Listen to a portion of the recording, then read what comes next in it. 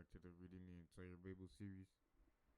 Uh, because I missed it at here. Let's see. That's 10. So if First Samuel had 36 chapters, that's where we'd stop. But it doesn't. It has 32. So, okay. First Samuel 20, 26, 27, 28, 29, 30, 31, 32. And then First Samuel or Second Samuel 1, Second Samuel 2, Second Samuel 3, Second Samuel 4. I think that's 10. That's okay, cool. So yeah, that's 10. Alright, let's just get to it. No one wastes no more time. David again spares Saul.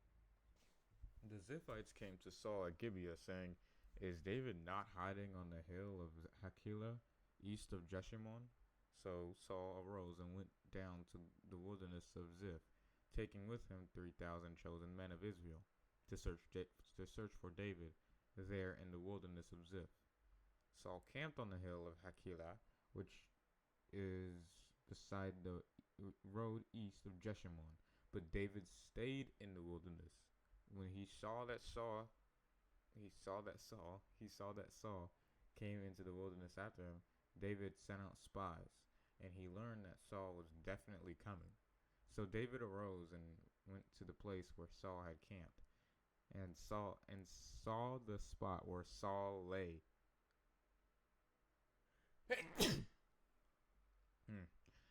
Thank you. As well as Abner, the son of Ner, the commander of his army, and Saul was lying inside the circle of the camp, with the army camped around him. Then David said to Ahimelech the Hittite and to Abishai the son of Zeruiah, brother of Joab, "Who will you go down with me to Saul in the camp?"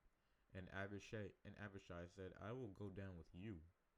So David and Abishai went to the army during the night, and there was Saul lying asleep inside the circle of the camp with his spear stuck in the ground by his head. And Abner and the people were lying around him. Then Abishai said, "It seems like it was a little too easy to get jumped at night while you were asleep." Then Abishai said to David, "God has given your enemy into your hand this day. Now then, please let me strike him with the spear, driving it to the ground with one stroke, and I will not strike him the second time." But David said to Abishai, "Do not kill him, for who can put out his hand against the Lord's anointed king and be innocent?" David also said, "As the Lord lives, most certainly the Lord will strike him in his own time and way, or his day will come and he will die, or he will go down into battle and be carried off dead. The Lord forbid that I would put my hand against the Lord's anointed. But now take the spear that is by his head and the jug of water, and let us go." So David took the spear and the jug of water beside Saul's head, and they left. And no one saw or knew nor did anyone awaken. There you go. Because they were all sound asleep, for a deep sleep from the Lord had fallen on them. Then David crossed over to the other side and stood on top of the mountain at a distance, with a large area between them. David called to the army and to Abner the son of Ner, "Will you not answer, Abner?" Abner replied, "Who are you who calls and disturbs the king?" David said to Abner, "Are you not a brave man? Who is like you in Israel? Why then have you not guarded your lord the king? For one of the people came into your camp to kill the king, your lord. This thing that you have done is not good. As the Lord lives, you surely deserve to die, because you have not guarded your lord, the Lord's anointed. And now see where the king's spear is, and the jug of water that is by his head." And Saul recognized David's voice and said, "Is this your voice, my son David?" And David said, "It is my voice, my lord the king." And David said, "Why is my lord pursuing his servant? For what have I done? What is the evil in my hand? Now therefore, please let my lord the king hear the words of his servant. If the Lord has enacted you against me, let him accept an offering from me. But if it is men, may they be cursed before the Lord, because they have driven me out to stay, to keep me from sharing the inheritance of the Lord, saying, Go, serve other gods. Now then, do not let my blood fall to the ground away from the presence of the Lord. For the king of Israel has come out to search for a single flea, just as he who hunts a defenseless patridge in the mountains. Then Saul said, I have sinned. Return, my son David, for I will not harm you again, because my life was precious in your sight this day. Hear me, I have played the fool and have done a very great wrong to you. David answered, Look, here is the king's spear. Now, let one of the young men come over here and get it. The Lord will repay each man for his righteousness and his faithfulness, for the Lord handed you over to me today. But I refuse to put out my hand against the Lord's anointed. Now behold, just as your life was precious in my sight this day, so let my life be precious in the sight of David, and may he rescue me from all distress. Then Saul said to David, May you be blessed, my son David. Wait, you will accomplish much and certainly prevail. So David went on his way, and Saul returned to his place.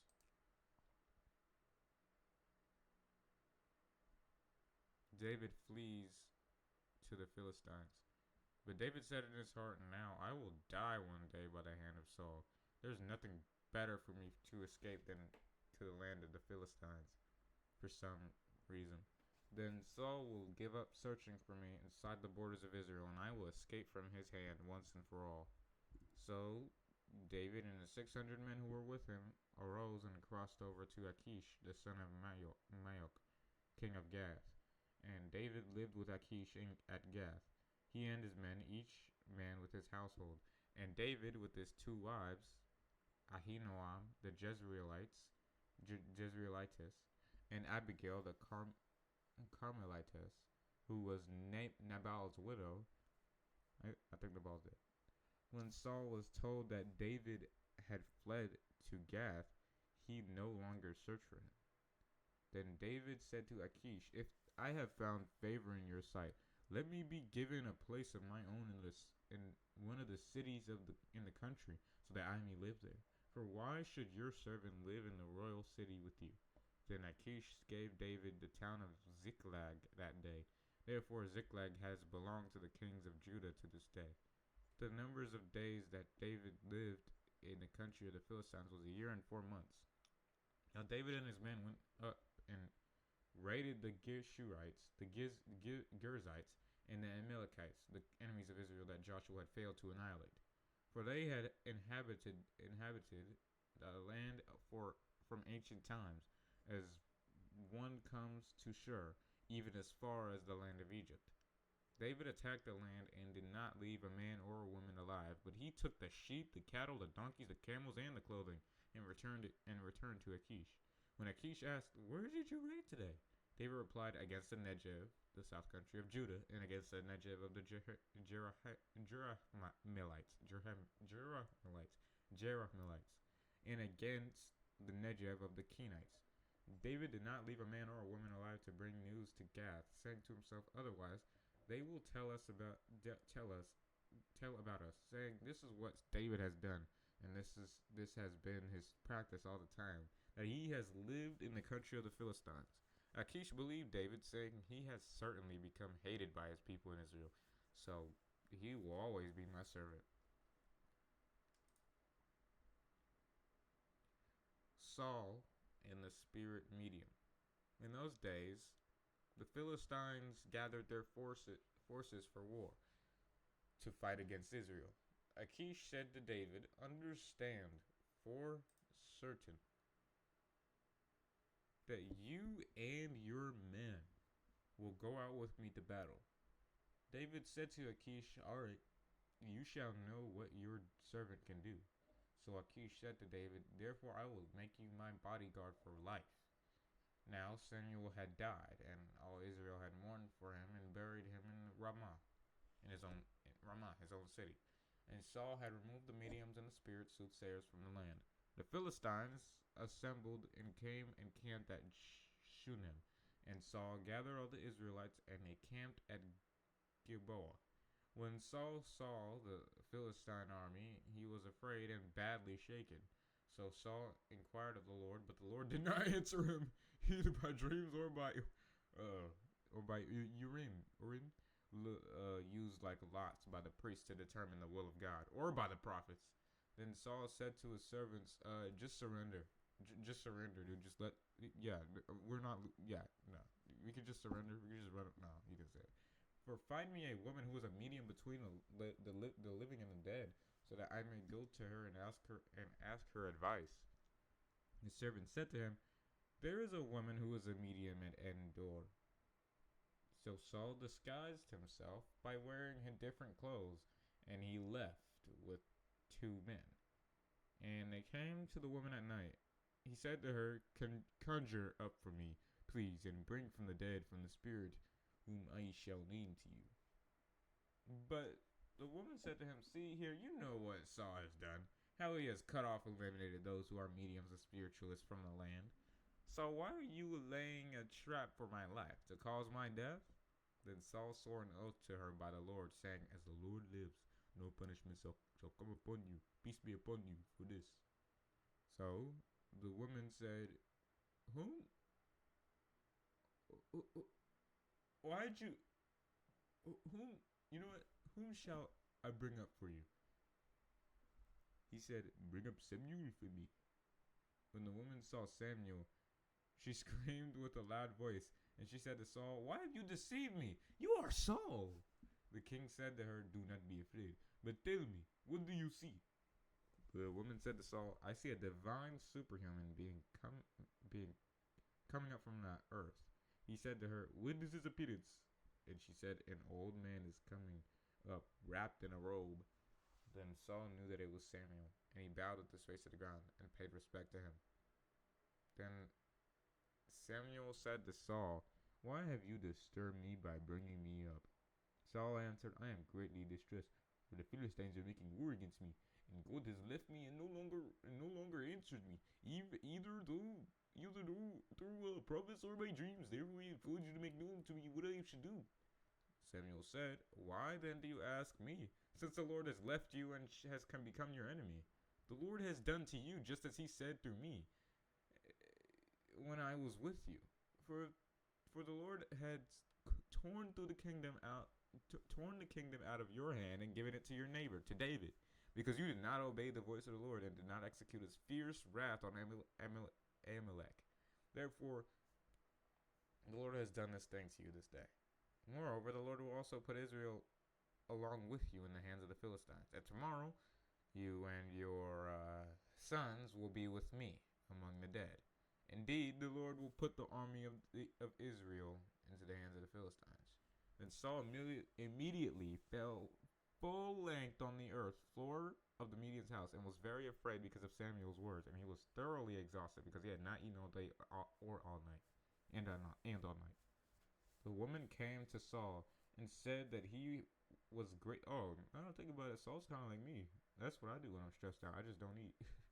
And Saul saw that he was greatly troubled, and she said to him, or no, wait, I skipped over. The woman came to Saul and saw that he was greatly troubled, and she said to him, "Look, your maidservant has obeyed you, and I have taken my life in my hand, and we have listened to everything you said to me. So now, please, listen to the voice of your maidservant, and let me set a piece of bread before you and eat, so that you may have strength when you go on your way." But he refused and said, "I will not eat."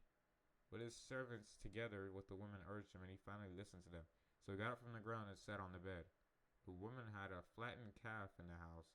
She quickly killed it and took flour, kneaded it, and baked unleavened bread.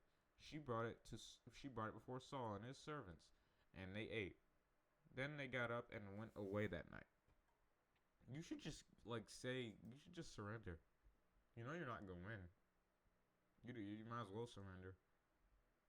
Oh, Uh-oh. Well, it's not as smooth as I thought it was going to be. The Philistines mistrust David. Now, the Philistines gathered all their forces at Ephek, while Israel camped by the spring in Jezreel. Don't know why they didn't give up, but okay. As the Philistine lords' governors were proceeding on marching by hundreds and by thousands, and David and his men were proceeding in the rear with Achish, the king of Gath, the Philistine commanders having noticed David said, "What are these Hebrews doing here?" Achish said to the Philistine commanders, "Is this not the David, the servant of Saul, king of Israel, who has been with me these days and years? I have found no fault in him from the day he deserted to me to this day." But the Philistine commanders were angry with Achish and said to him, "Make this man return so that he may go back to his place where you have assigned him, and do not let him go down to battle with us. Or in the battle he may turn and become our adversary. For how could David reconcile himself to his lord Saul? Would it not be with the heads of these Philistine men? Is this not David of whom they used to sing in dances? Saul killed his thousands, and David killed his 10,000s." Then Achish called David and said to him, "As the Lord lives, you have been upright, righteous, and your behavior in an army is pleasing in my sight.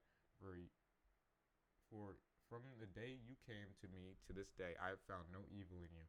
Nevertheless, the Philistine lords did not approve of you. So return and go in peace to your place, so that you do not displease the Philistine lords." David said to Achish, "But what have I done? What have you found in your servant from the day when I first came before you to this day, that I may not go and fight against the enemies of my lord the king?"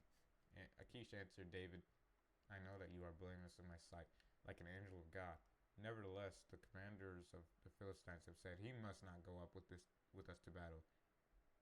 So, now get up early in the morning with your master's servant who has come with you, and as soon as you are up in the morning and have light, leave." So David and his men got up early in the morning to return to the land of the Philistines. But the Philistines went up to Jezreel to fight against Israel, so it didn't even work what they said. They said it for no reason. David's victory over the Amalekites. Now it happened when David and his men came home to Ziklag. On the third day, they found that the Amalekites had made a raid on the Negev, the south country, and on Ziklag, and had overthrown Ziklag and burned it with fire. And they had taken captive the women and all who were there, both small and great. They killed no one, but carried them off to be used as servants, and went on their way. When David and his men came to the town, it was burned, and their wives and their sons and their daughters had been taken captive. Then David and the people who were with him raised their voices and wept until they were too exhausted to weep any longer. Now, David's 2 wives had been captured, Ahinoam, the Jezreelitess, and Abigail, the widow of Nabal the Carmelite. Further, David was greatly distressed because the people spoke of stoning him, for all of them were embittered, each man for his sons and daughters. But David felt strengthened and encouraged in the Lord his God. David said to Abiathar the priest, Ahimelech's son, "Please, bring me the ephod." So Abiathar brought him the ephod. David inquired of the Lord, saying, "Shall I pursue this band of raiders? Will I overtake them?" And he answered him, "Pursue, for you will certainly overtake them, and you will certainly rescue the captives." So David went, and he and the 600 men who were with him, and came to the brook Besor. There, those who could not continue remained behind. But David pursued the Amalekites, he and 400 men, for 200 who were too exhausted to cross the brook Besor stayed behind. They found an Egyptian who had collapsed in the field and brought him to David and gave him bread, and he ate. And they gave him water to drink, and they gave him a piece of a fig cake and 2 clusters of raisins. And when he had eaten, his energy returned, for he had not eaten bread or had any water to drink for 3 days and 3 nights. David said to him, "To whom do you belong, and where are you from?" He He said, I am a young man from Egypt, a servant of an Amalekite, and my master abandoned us, or abandoned me as useless when I fell sick 3 days ago. When we made a raid on the Negev of the Cherethites, and on that day, which belongs to Judah, and on the Negev of Caleb, and we burned Ziklag with fire. Then David said to him, will you take me down to this band of raiders? And he said, swear to me by God that you will not kill me or turn me over to the hand of my master, and I will bring you down to this band. When he brought David down, the Amalekites had disbanded and spread over all the land, eating and drinking and dancing because of all the spoil of all the great spoil they had taken from the land of the Philistines and from the land of Judah. Then David and his men struck them down in battle from the twilight until the evening of the next day, and not a man of them escaped, except 400 young men who rode camels and fled. So David recovered all that the Amalekites had taken, and rescued his 2 wives. Nothing of theirs was missing, whether small or great, sons or daughters, spoil or anything that had been taken. David recovered it all. So David captured all the flocks and herds which the enemy had, and the people drove those animals before him and said, this is David's spoil. Yeah, this is David's spoil, boy. Little boy. The spoils are divided. David came to the 200 men who were so exhausted that they could not follow him, and had been left at the brook Besor with the provisions. They went out to meet David and the people with him, and when he approached the people, he greeted them. Then all the wicked and worthless men among those who went with David said, because they did not go with us, we will give them none of the spoil that we have recovered, except that each man may take his wife and children away and leave. David said, you must not do so, my brothers. With what the Lord has given us, he has kept us safe, and has handed over to us the band of the Amalekites that came against us. And who will listen to you in regard to this matter? For as is the share of him who goes down into battle, so shall his share be who stays by the provisions and supplies. They shall share alike. So from that day forward, he made it a statute and an ordinance for Israel to take to this day. When David came to Ziklag, he sent part of the spoil to the elders of Judah, his friends, saying, here is a blessing gift for you from the spoil of the enemies of the Lord. For those in Bethel, Ramoth of the Negev, Jatir, Aroyer, Sifmoth, Eshtemoa, Rakal, the cities of the Jerahmeelites, the cities of the Canaanites, Hormah, Bor Ashan, Athak, Hebron, and for those elders in all the places where David himself and his men were accustomed to. Wait, did that say accustomed to? Yes. Or accustomed to go. Not accustomed to go. Saul and his sons slain. Finally. Now the Philistines fought against Israel, and the men of Israel fled before them, and fell slain on Mount Gilboa. The Philistines overtook Saul and his sons, and they killed Jonathan and Abinadab and Malchishua, Saul's sons. The battle went heavily against Saul, and the archers hit him, and he was severely wounded by the archers. Saul said to his armor-bearer, draw your sword and pierce me through it, otherwise these uncircumcised Philistines will come and pierce me through and abuse and mock me. But his armor-bearer would not, because he was terrified of doing such a thing. So Saul took his own sword and fell on it. Yikes. When his armor-bearer saw that Saul was dead, he also fell on his sword and died with him. Yikes. So Saul, his 3 sons, his armor-bearer, and all his men died together on that day. When the men of Israel who were on the other side of the valley of Jezreel, and those who were beyond the Jordan, saw that the other men of Israel had fled, and that Saul and his sons were dead, they abandoned the cities and fled. Then the Philistines came and lived in them. The next day, when the Philistines came to plunder the dead, they found Saul and his 3 sons fallen on Mount Gilboa.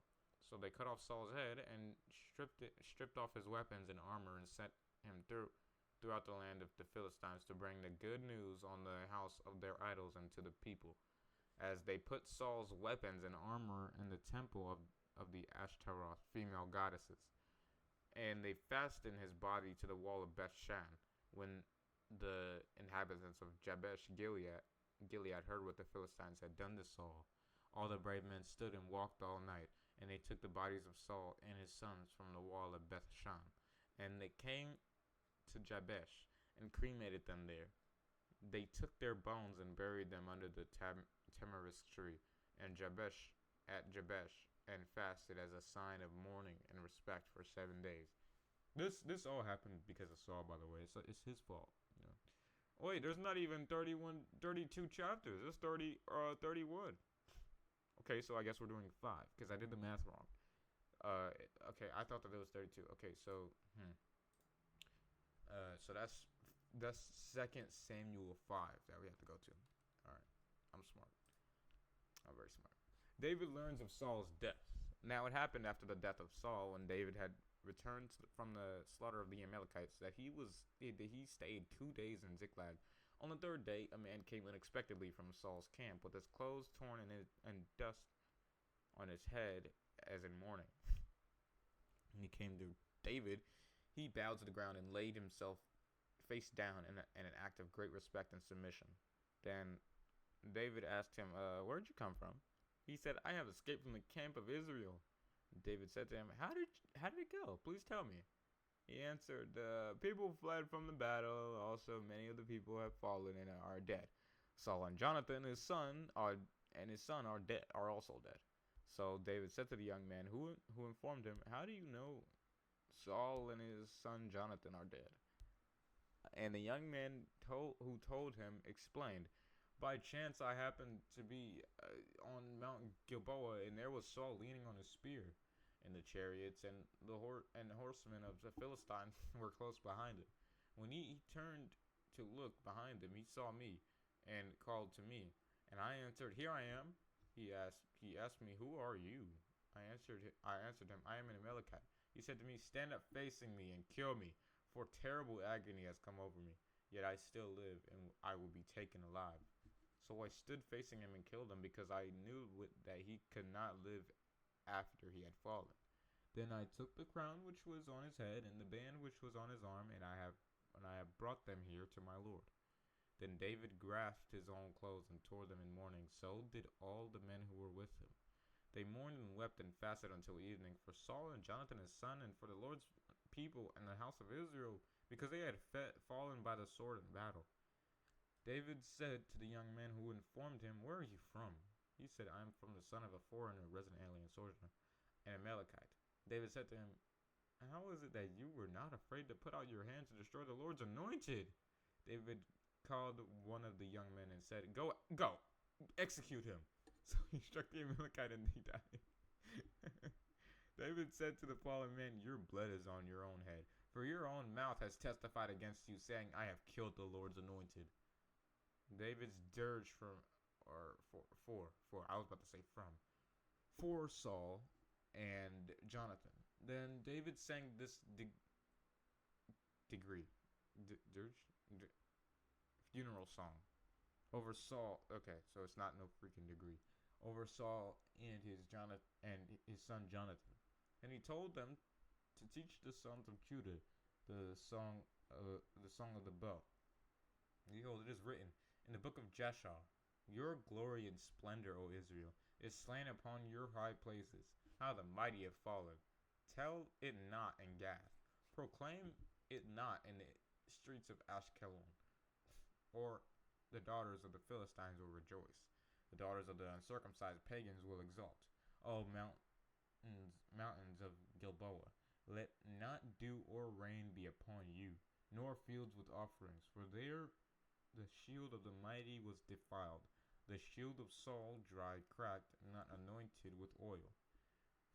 From the blood of the slain, from the fat of the mighty, The bow of Jonathan did not turn back, and the sword of Saul did not return empty. Saul and Jonathan beloved and lovely and friends in their lives, and in their death they were not separated. They were swifter than eagles. They were stronger than lions. O daughters of Israel, weep over Saul, who clothed you luxuriously in scarlet, who put ornaments of gold on your apparel. How the mighty have fallen in the midst of battle. Jonathan lies slain upon your high places. I am distressed for you, my brother Jonathan. You have been a very good friend to me. Your love towards me was more wonderful than the love of woman. How the mighty have fallen, and the weapons of war have perished. I know, right? David made king over Judah. So it happened after this that David inquired of the Lord, saying, "Shall I go up into one of the cities of Judah?" And the Lord said to him, "Go up." David asked, "Where shall I go?" And he said, "To Hebron." So David went up there to Hebron with his 2 wives, and also Ahinoam of Jezreel, and Abigail, the widow of Nabal of Carmel in Judah. And David brought, I think David's the only one. This David, there's another David, I'm pretty sure, but this David is literally the only one that has less than like 10 wives. He only has 2. And David brought. Does this mean then that it was a polyamorous relationship? I don't think so. I guess he literally like he had to.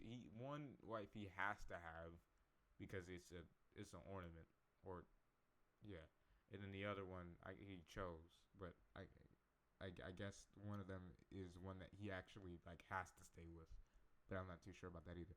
And David brought up his men who were with him, uh, each one with his household, and they lived in the city of Hebron. And then the men of Judah came, and there they anointed David king over the house of Judah. Then they told David it was the men of Jabesh Gilead who buried Saul.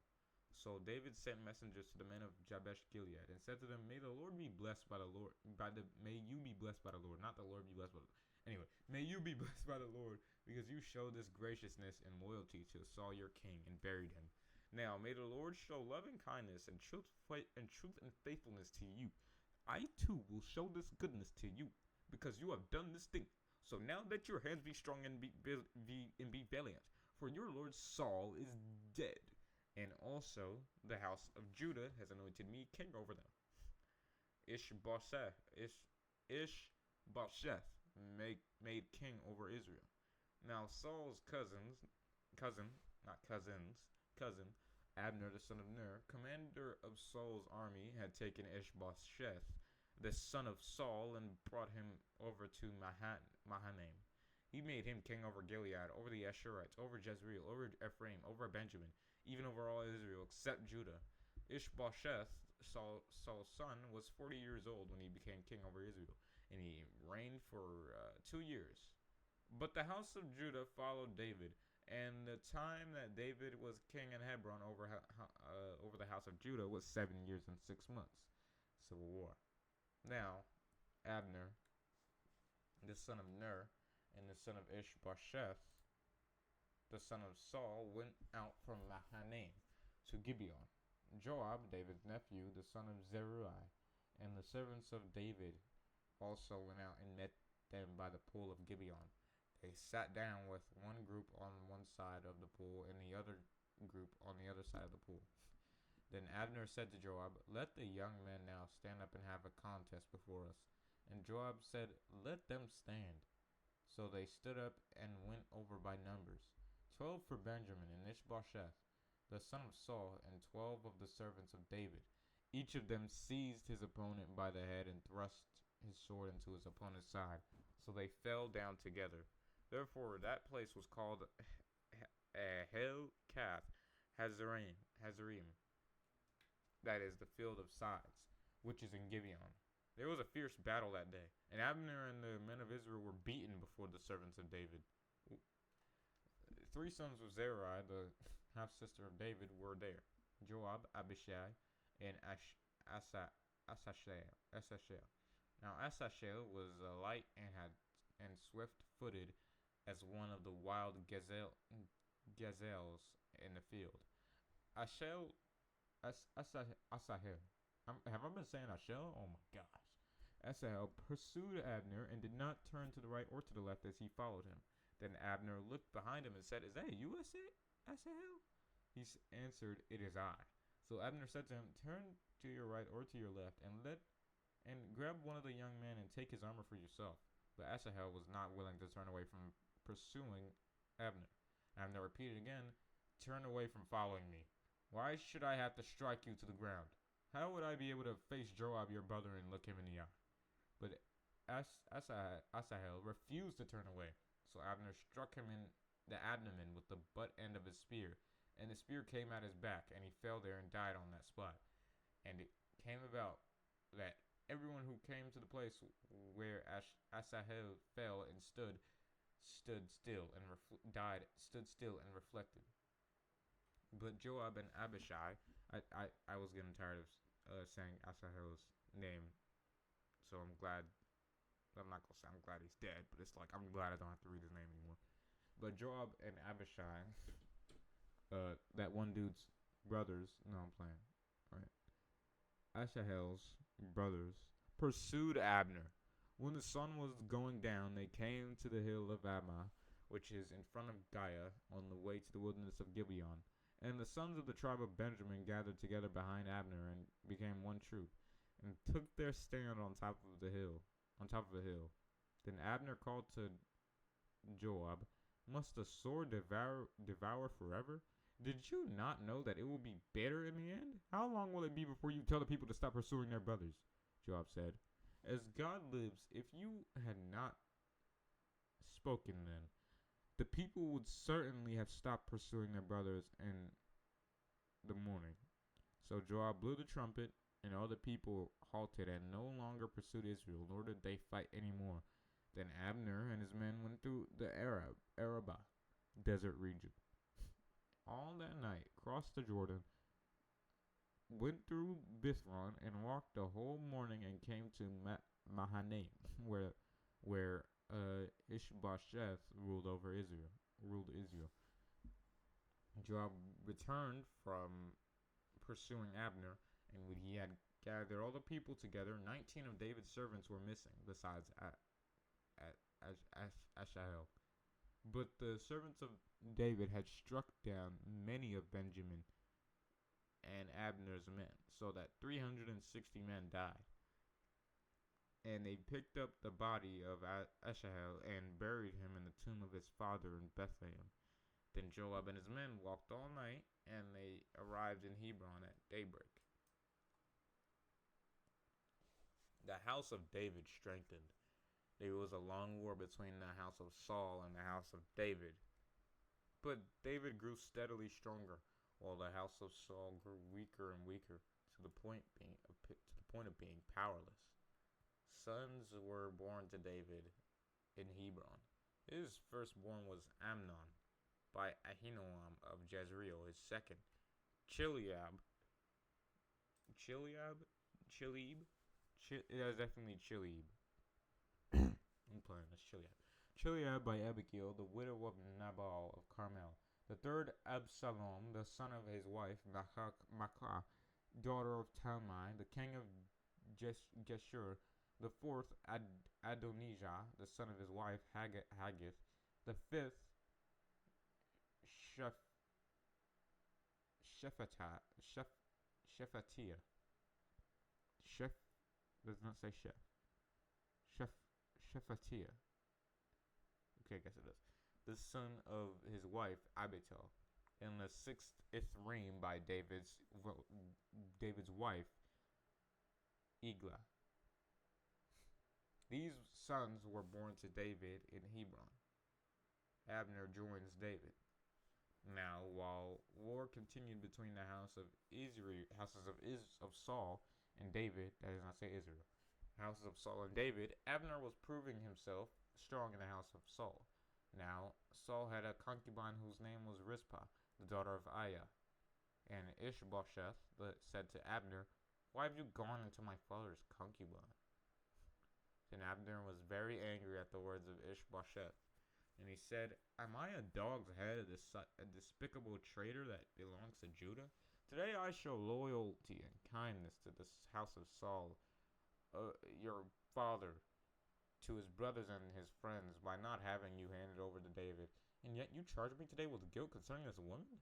May God do so to Abner, and more also if I do not do for David just as the Lord had sworn to him, to transfer the kingdom from the house of Saul and establish the throne of David over Israel and Judah, from the Dan in the north in the north to Beersheba in the south.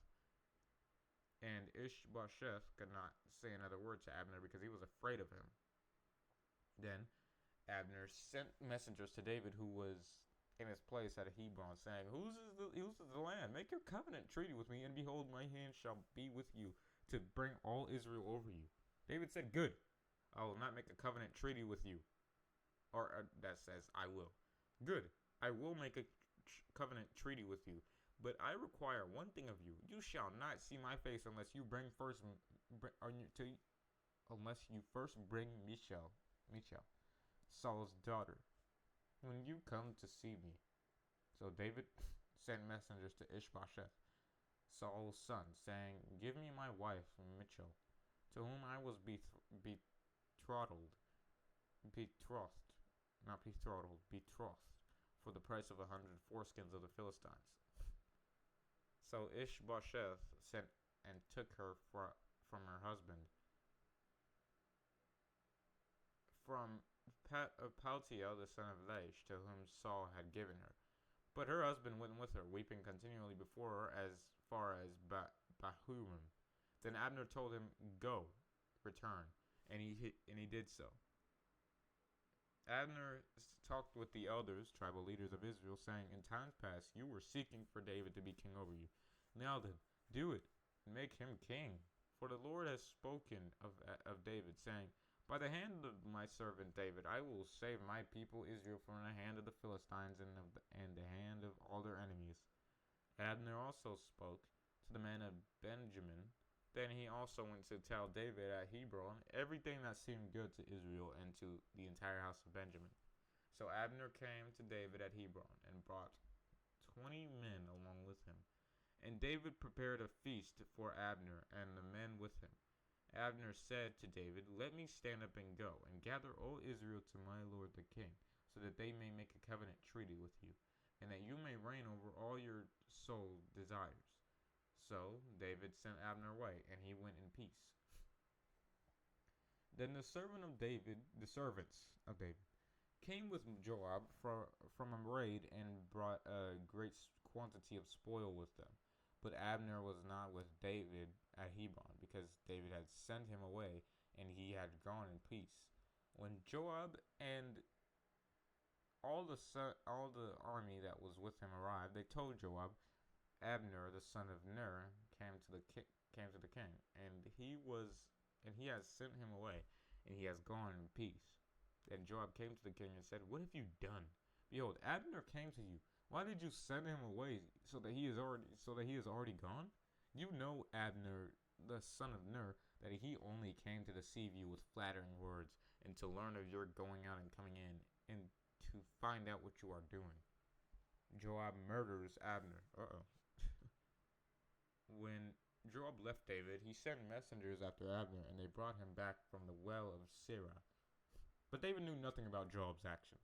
So when Abner returned to Hebron, Joab took him aside to the middle of the gate to speak to him privately. And there he struck Abner in the abdomen so that he died, to avenge the blood of Asahel, Joab's brother. Afterward, when David heard of it, he said, I and my kingdom are forever innocent before the Lord of the blood of Abner the son of Ner. Let the guilt fall on the head of Joab and on all his father's house family, and may there never disappear from the house of Joab one who suffers with a discharge, or one who is a leper, or one who walks with a crutch, being unfit for war, or one who falls by the sword, or one who lacks food. So Joab and Abishai, his brother, murdered Abner because he had killed their brother Asahel. in the battle at Gibeon. David mourns Abner. Then David said to Joab and to all the people with him, "Tear your clothes, put on sackcloth, and mourn before Abner." And King David walked behind the bier. They buried Abner in Hebron, and the king raised his voice and wept at the grave of Abner. And all the people wept. And the king sang a dirge. I've made this mistake last time. A dirge. Funeral song over Abner. And said, "Should Abner, the great warrior, die as a fool dies?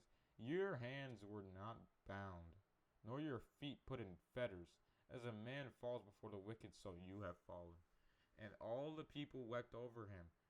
All the people came to urge David to eat food while it was still day. But David took an oath, saying, "May God do so to me, and more also, if I tasted bread or anything else before the sun sets." And all the people took notice of it, and it pleased him, just as everything that the king did pleased all the people. So all the people and all Israel understood that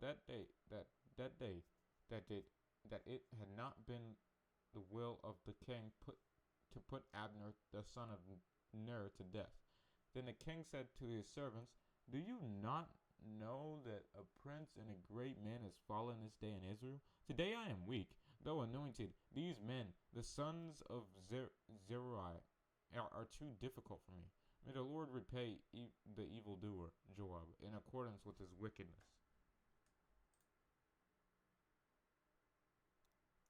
Ishbosheth murdered.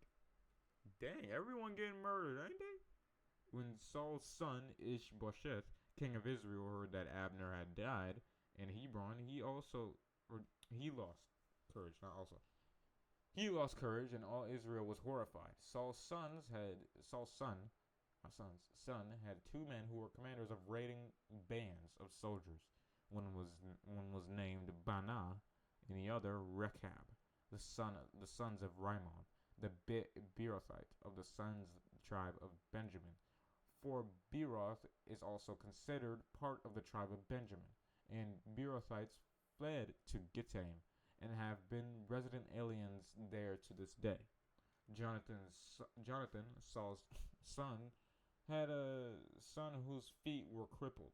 He was 5 years old when the news of the deaths of Saul and Jonathan came from Jezreel, and the boy's nurse picked him up and fled.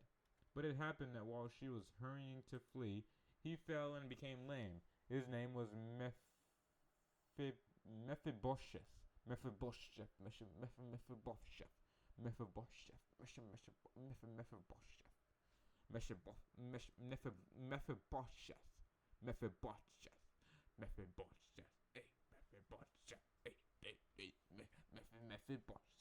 So the sons of Rimmon, the Beerothite. How do I keep saying Beerothite? Isn't that like Beerothite?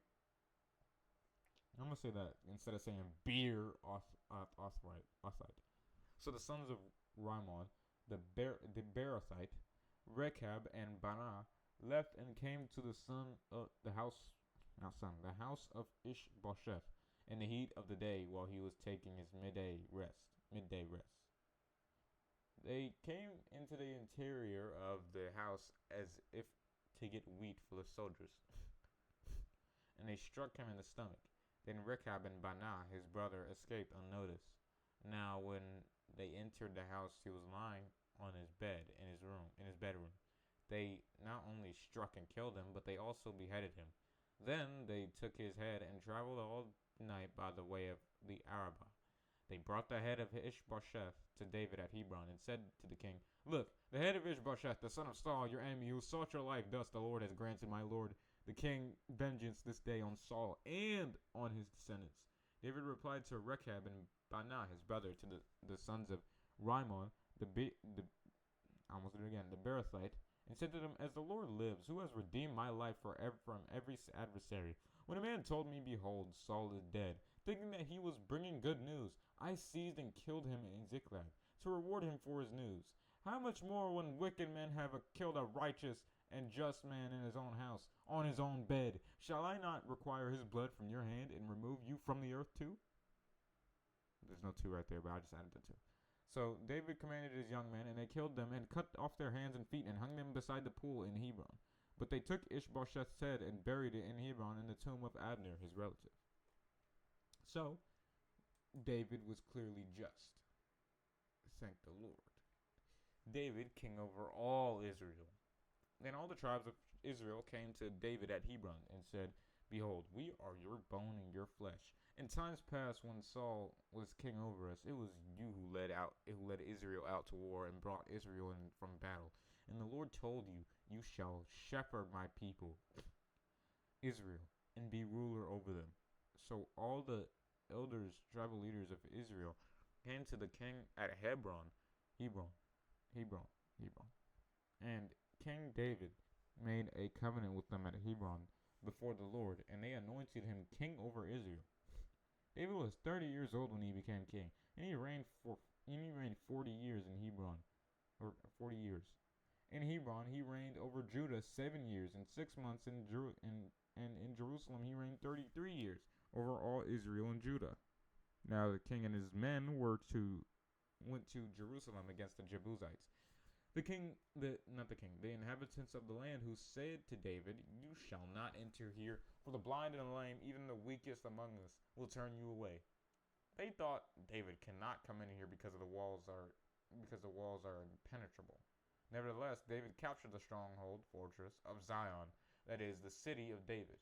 Then David said on that day, Whoever strikes the Jebusites, let him go up through the underground water shaft to strike the lame and the blind, who are detested by David's soul because of their arrogance. So for that reason they say, The blind or the lame Jebusites shall not come into the royal house of Israel. So David lived in the stronghold and called it the city of David. And he built all around the surrounding area from the Millo fortification and inward. David became greater and greater, for the Lord, the God of hosts' armies, was with him. Now Hiram, the king of Tyre, sent messengers to David with cedar trees, carpenters, and stonemasons, and they built a palace for David. And David knew that the Lord had established him as king over Israel, and that he had exalted his kingdom for his people Israel's sake. David took more concubines and wives from Jerusalem, and he came from Hebron, and more sons and daughters were born to him. And these are the names of those who were born to him in Jerusalem: Shammua, Shobab, Nathan, Solomon, Ibhar, Elishua, Nepheg, Japhia, Elishama, Eliada, and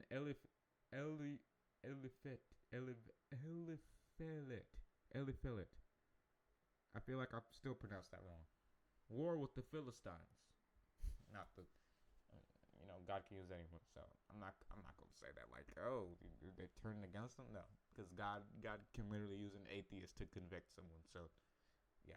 Anyway, when the Philistines heard that David had been anointed king over Israel, all the Philistines went up to look for him. But he heard about it and went down to the stronghold. Now the Philistines had come and spread out for battle in the valley of Rephaim. And David inquired of the Lord, saying, Shall I go up against the Philistines? Will you hand them over to me? And the Lord said to David, Go up, for I will certainly hand them over to you. So David came to Baal Perazim, and he defeated them there, and said, The Lord has broken through my enemies before me, like a breakthrough of water. So he named that palace Baal Perazim, master of breakthroughs. The Philistines abandoned their pagan idols there. Wow. So David and his men took them away to be burned. Kind of like Muslims. They like if not the Gaza Strip. Why was I about to say the Gaza Strip? That's crazy. That's a crazy thing to say. I was about to say, but then I was like, that's not even what I'm thinking of. I'm thinking of the Kaaba. I'm not even thinking of the Gaza Strip. I'm thinking of the Kaaba. But I'm just saying, like, if the Kaaba was raided by Christians, they would abandon that thing in a heartbeat. They would leave that. Muslims like to say, like they like to proclaim how religious they are compared to Christians. But let's see what happens when all hell breaks loose. Let's see then if you're still religious in your religion, or I mean, not religion. I mean cult. Anyway, the Philistines came up once again and spread out into in the valley of Rephaim. When thank you.